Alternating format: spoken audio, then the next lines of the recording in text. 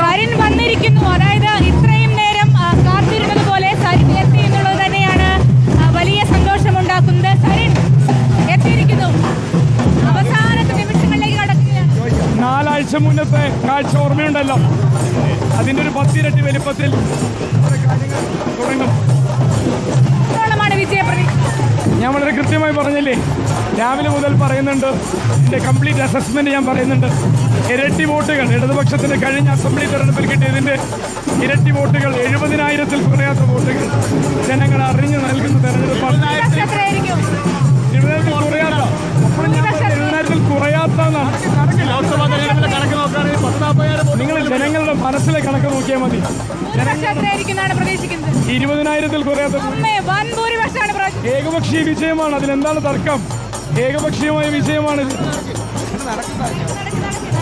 ഏകപക്ഷീയമായ വിജയമാണ് തനിക്ക് ഉണ്ടാവുക എന്നാണ് പറയുന്നത്. അതായത് 20,000-ൽ കുറയാത്ത ഭൂരിപക്ഷം ഉണ്ടാവുമെന്ന വലിയ ആത്മവിശ്വാസമാണ് സരിൻ ഇപ്പോൾ പ്രകടിപ്പിക്കുന്നത്. അതായത് ഇത്രയും നേരം നമ്മൾ പറഞ്ഞത് മുഴുവനും ഒരു 10,000 ആ ഘട്ടത്തിലേക്കായിരുന്നു LDF പ്രവർത്തകർ തന്നെ പറഞ്ഞിരുന്നത് എങ്കിൽ സരിൻ ഇപ്പോൾ വലിയ അതാണ് നേതാക്കൾ ഇതുവരെ അങ്ങനെ ഒരു കണക്ക് പറഞ്ഞിരുന്നില്ല LDF ക്യാമ്പിൽ നിന്ന്. പക്ഷേ ഇതാദ്യമായി സരിൻ അത് പറയുന്നു.